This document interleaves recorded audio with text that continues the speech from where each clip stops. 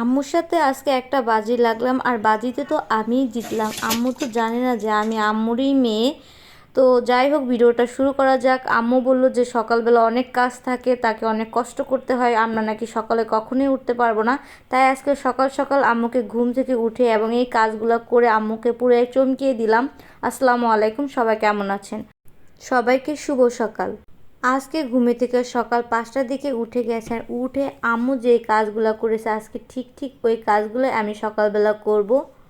তো চলেন ভিডিওটা শুরু করা যাক। আম্মু বলে সকালবেলা কাজে অনেক বেশি কষ্ট হয় এবং ঘাম ছুটে যায়। তো আম্মু কি কি কাজ করে তাই আজকে আমি করব, দেখবো আমার কেমন কষ্ট হয় বা কষ্ট হয় না।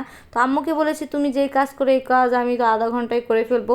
তো ফাইনালি সকালবেলা উঠেই কিন্তু আমি প্রথমেই ঘর ঝাড়ু দিয়ে নিচ্ছি।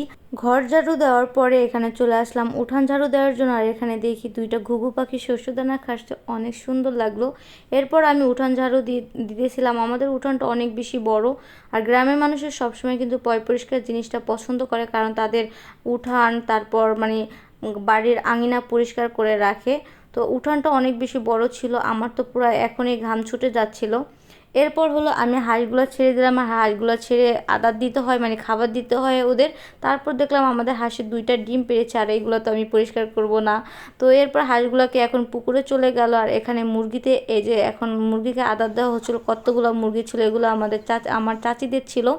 তো এরপর উঠানে এতগুলো ময়লা পাতা জমেছিল, যেহেতু বৃষ্টি নেমেছিল আগের দিনে, তো তাই আমি এগুলাকে এখন ময়লাগুলোকে আলাদা করে নিলাম।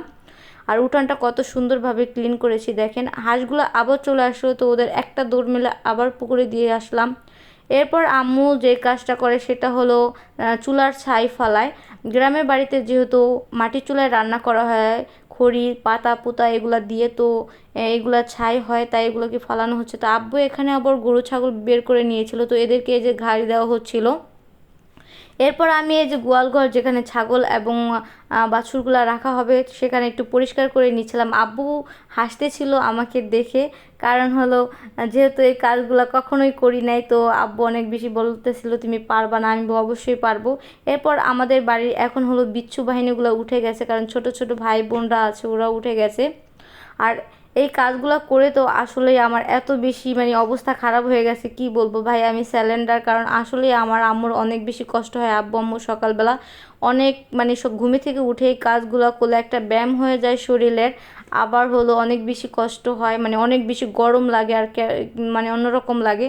তারপর আমি চলে আসলাম আমি যে চাপ কলে, আমার পানি খাওয়ার জন্য পরানটা ছিটে যাচ্ছে এরকম একটা অবস্থা।